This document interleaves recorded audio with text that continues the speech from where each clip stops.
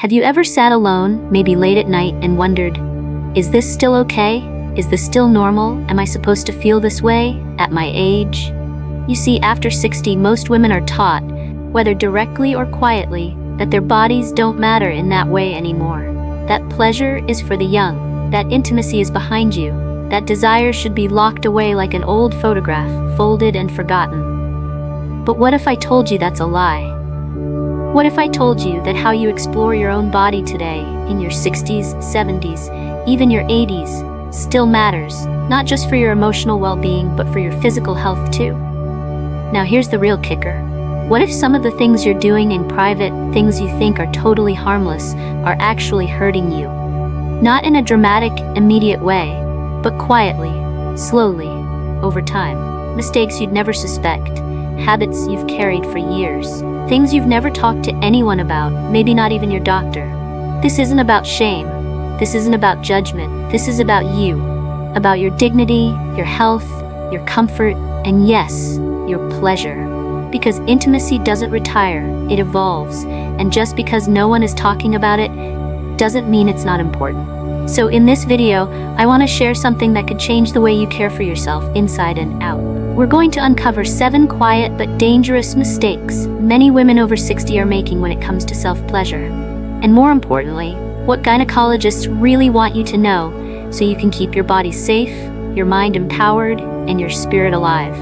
Because aging shouldn't mean silence, and caring for yourself in every way is one of the most powerful things you can do. So, if you're over 60, or if you care deeply about someone who is, drop a comment below and just type "still thriving," because you are. And don't forget to like, subscribe, and tap that bell icon so LifeStamina can keep showing up for you with the truths that matter. Now take a deep breath. Let's talk. Let's really talk. Let's start with the first, and perhaps the most quietly damaging mistake.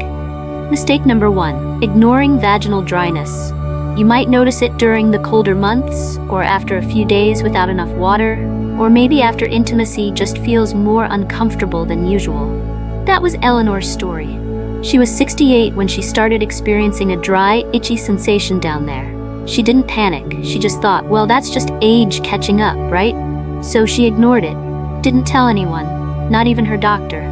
But over time, the dryness got worse. What started as mild discomfort turned into tiny micro tears, and those led to burning, then recurrent infections, and eventually a lot of pain that could have been avoided with just a little care and awareness.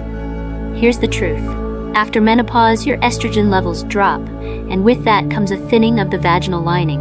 Your natural lubrication also decreases. It's not your fault. It's not something to feel embarrassed about. It's simply your body adjusting. But too many women think using lubrication is shameful, or that it's only for people with a problem. No, it's not shameful. It's wise. A good pH-balanced, glycerin-free lubricant can make all the difference. Even better, talk to your gynecologist about low-dose estrogen creams. These can actually restore the tissue and prevent further damage. Because this isn't just about comfort, it's about protecting your health.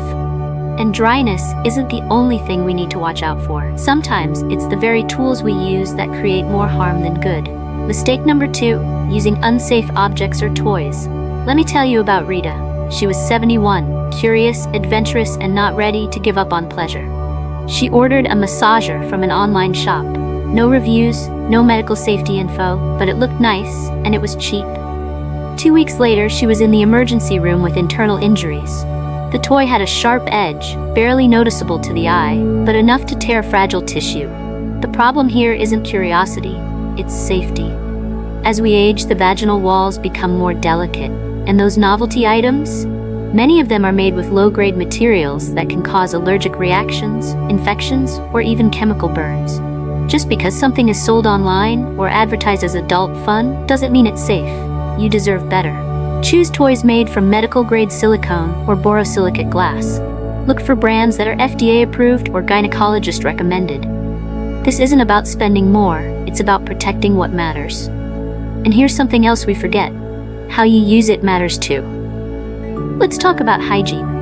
Mistake number 3, poor hygiene habits. Janet didn't think twice. After using her toy, she'd give it a quick rinse under the tap and put it back in the drawer. No big deal, right? Except, weeks later, she started noticing a strange odor. Then came the itch. She was embarrassed, thought she had an infection. And she did, caused by bacteria trapped in microscopic crevices of her toy. As we grow older, our immune systems naturally weaken. That means things we might have brushed off in our younger years, like a minor yeast infection, can become chronic, even dangerous. And many women don't realize that cleaning isn't just a rinse, it's a ritual of care. You should always wash your toy with unscented soap and warm water or a toy-safe cleaner. Rinse it thoroughly. Dry it completely. Store it in a clean, breathable pouch, not the back of your bedside drawer where dust and bacteria love to linger. It's a small step that protects you in big ways. But even if your tools are clean, there's something else that can create harm, and this one is harder to notice. Mistake number 4, skipping foreplay or rushing the process. Linda used to be more patient with herself, but lately she started thinking, why bother? Just get it over with. Quick, fast, no emotion. She thought that's how it had to be. But her body started pushing back. She felt discomfort, stinging, tightness. She thought something was wrong with her. The truth is, nothing was wrong with her body. She just wasn't giving it what it needed.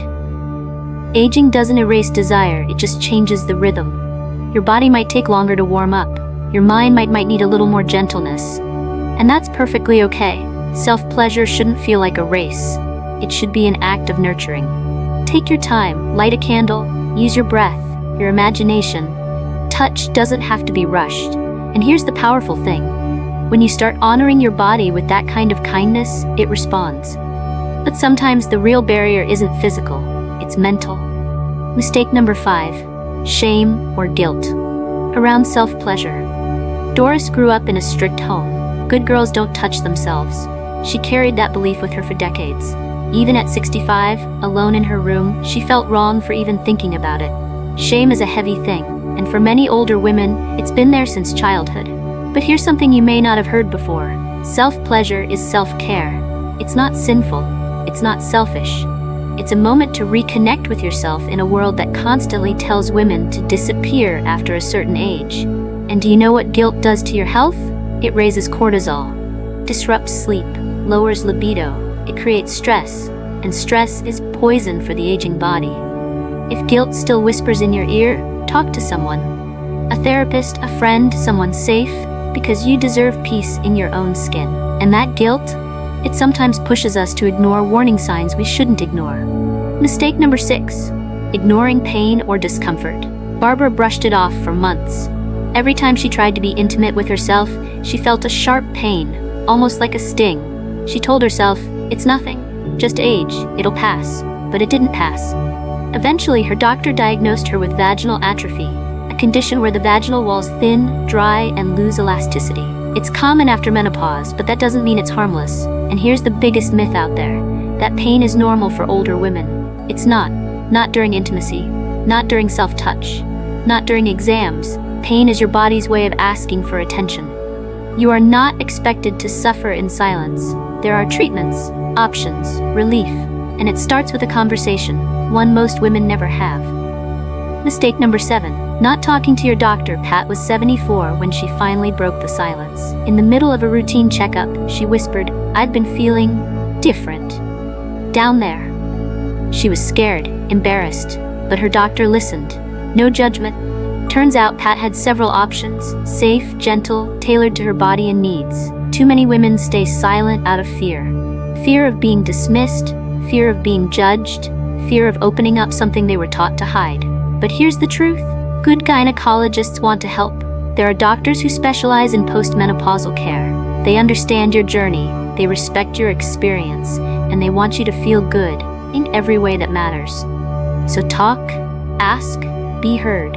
Because your body hasn't given up on you, and neither should you. Now that you know the 7 key mistakes, let's talk about how this really affects women, their families, and the way we see ourselves as we age. Let's go deeper. It's hard enough aging in a world that seems to grow quieter around older women. You've probably felt it, that strange invisibility, where once your voice, your presence, your beauty felt acknowledged. Now it's like the world assumes you've stepped off the stage. But you haven't. You're still here. Your heart still beats with longing. Your skin still remembers. And your soul? It still whispers for connection, for tenderness, for care. Now imagine navigating all of that while trying to stay in touch with your own body.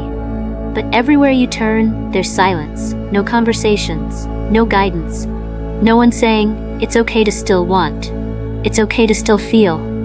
And that silence, it can become shame. Shame that keeps you from touching yourself, from asking questions, from getting help, from celebrating the beautiful truth that your body is still yours. But let's pause and reframe this, because self-pleasure isn't just about intimacy. It's about agency. It's about healing. It's about giving your body attention, not because someone else asked you to, but because you deserve it. It's about whispering to yourself, I still matter. Not as a mother or a wife or a caregiver, but as you. A woman who has lived, who has carried love and loss, who has survived things no one knows about, and who still deserves softness, pleasure, and health. So here's what I want you to do. If anything in this video stirred something in you, don't let it stay locked away. Talk to your doctor. Ask the questions. Buy the good lubricant. Take your time. Touch yourself with curiosity, not criticism. Give yourself permission to reclaim what's always been yours, your body, your pleasure, your peace. And if you felt disconnected from that part of yourself, that's okay too. You can start again today, right now. There's no age limit on healing. No deadline for rediscovering joy, because here's the truth. No one told us growing up, pleasure doesn't belong to youth. It belongs to whoever chooses it, whoever honors it, whoever welcomes it, even in the wrinkles and the wisdom of time. You can be 60, 70, 80, and still glow, still feel, still come alive in ways that are new, gentle, powerful. You are not broken, you are not behind, you are not shameful, you are wise, you are strong, and you are worthy of every good thing. Still, always. Let's take a moment to breathe this all in, gently, without judgment. You've just heard a conversation that most women never get to have. Not with their friends, not with their doctors, and certainly not with society. And if you're still here with me, it means you're one of the brave ones. The ones willing to listen, to reflect, to learn, and to care for themselves in a deeper, more honest way. So let's quickly go back over the 7 most common mistakes older women are quietly making when it comes to self-pleasure. Ignoring vaginal dryness and mistaking it for something to endure, rather than treat. Using unsafe tools or toys, especially items not made with your health in mind. Neglecting proper hygiene, which opens the door to infections and irritation. Rushing the process, skipping the gentle buildup your body may now need and crave. Carrying shame or guilt, born from years of silence and cultural conditioning. Tolerating pain, assuming it's just part of aging when it's absolutely not. Not speaking to your doctor, missing out on real solutions because of fear or embarrassment. Now I want to hear from you. Which of these surprised you the most? Did any of them feel familiar? Maybe a little too familiar? Or maybe you've been on your own quiet journey and have a tip or story that could help another woman feel less alone. If you're comfortable, share your thoughts in the comments below. You never know who's reading, and your voice, yes, your voice, could be the one that gives another woman permission to heal. And if this video gave you even one aha moment, one breath of relief, one new way to care for your incredible body, then do me a small favor. Click the like button, subscribe to LifeStamina if you haven't already, and turn on that little bell icon so you never miss another conversation like this one. Here at LifeStamina, we're not chasing trends. We're holding space for real stories, real healing, and the real beauty of aging with power, with health, and with joy. So thank you truly for spending this time with me. You are powerful, you are beautiful, and you are worthy at every stage of life. Keep shining, keep listening to your body, keep choosing curiosity over shame and wisdom over silence. Stay radiant, stay bold, and I'll see you in the next video.